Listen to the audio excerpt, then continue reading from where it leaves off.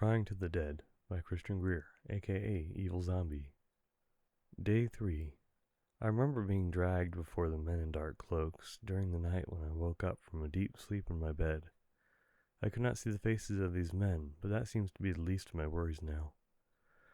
I know not how long I'll be here, or even why I'm in this situation. My exact location is unknown to me, no matter how long I try and trace back my steps. The time of day now seems mixed together until a voice shouts out when it's night and day. There is nothing for me as company here other than the sound of dripping water and a scratching and a vague moan. I have called out to the source of the moan, but I have received no reply yet. I now sit against the wall in a square stone room, no bigger than a broom closet, and with no door. It is lit with a very dim oil lantern hanging on a hook at what looks 20 feet above me, with a grate of metal bars above that. That is how I was put in here. I was given nothing, and whoever did this stripped me of all my possessions. The room smells terrible, and the stone walls are damp and the floor is wet, but I feel around the bottom of it, where the light just above me fails to reach. There seems to be small holes placed in several locations around at ground level. I feel very uneasy, even just sitting here. It does not seem like a normal place to contain a prisoner. I have done nothing wrong, so it just can't be a form of punishment or for anything. Instead, this seems to be some form of torture. But what is the goal? Is there some piece of vital information that only I know, which someone needs to retrieve from me? I do not know anything important to others as far as I understand.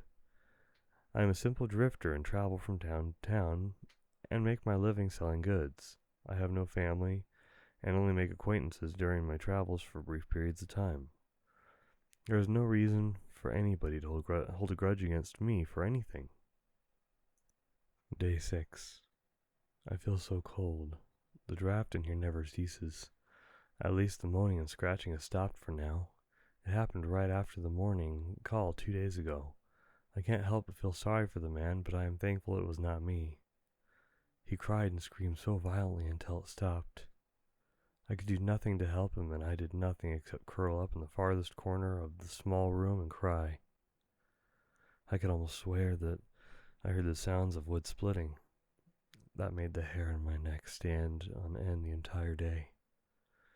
Yet maybe this can help me understand my whereabouts. I have yet to find a way out of this pit. The walls are too slippery to get a good footing, and I have no shoes or clothes to aid me in my escape. Luckily for me, I am in decent health still. I have no broken bones or major injuries past a few scrapes from when they probably threw me in here when I was unconscious. They say to find the light in the darkness and to look at the glass half full.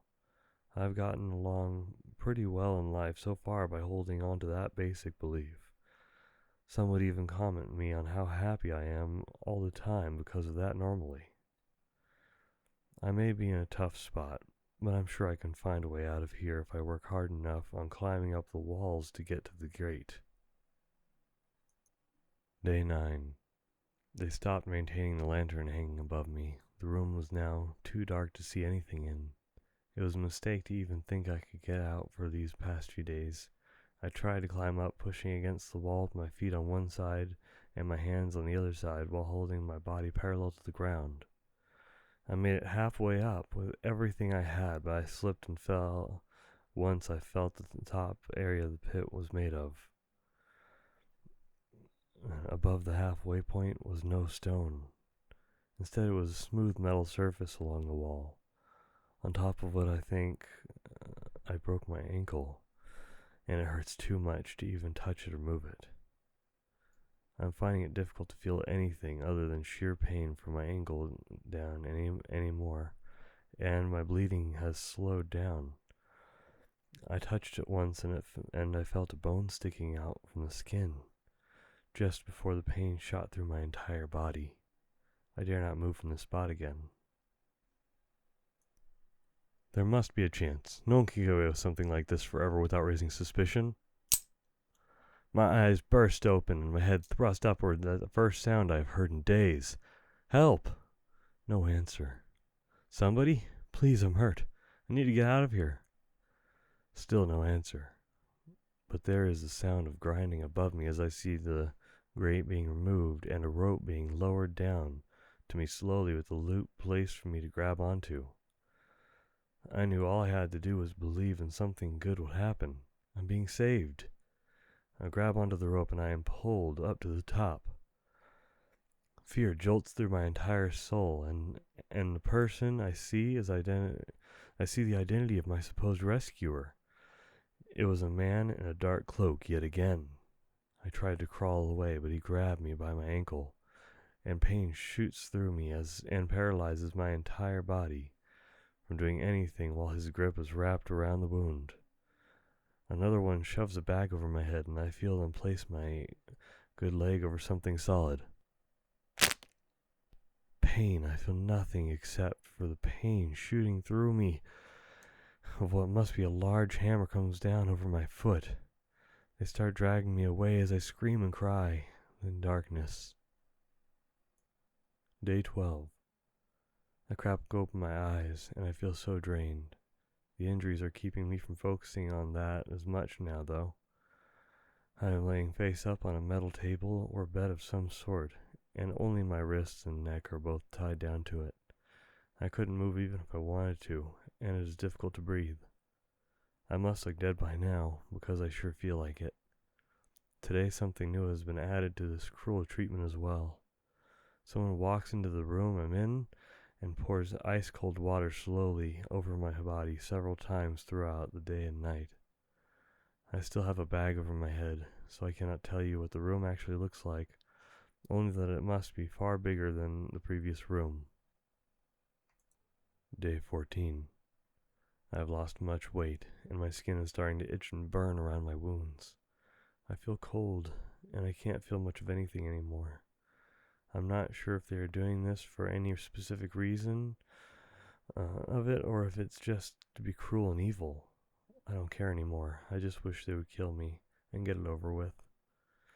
The only things supplied to me thus far are one slice of slightly cooked meat and a metal cup filled with water twice per day, at dawn again and at nightfall. That is, they were supplied to me until they took me from the pit.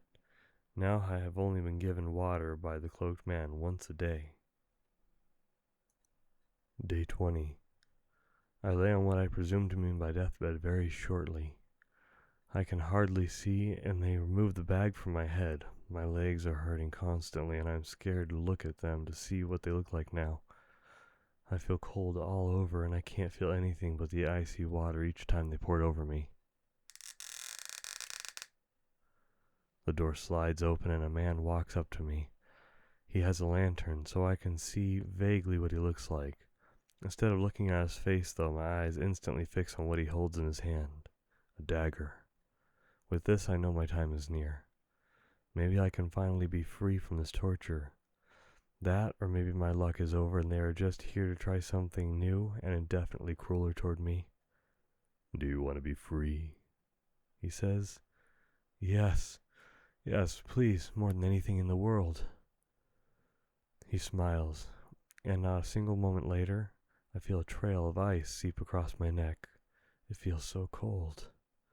I feel so happy, so cold, so happy.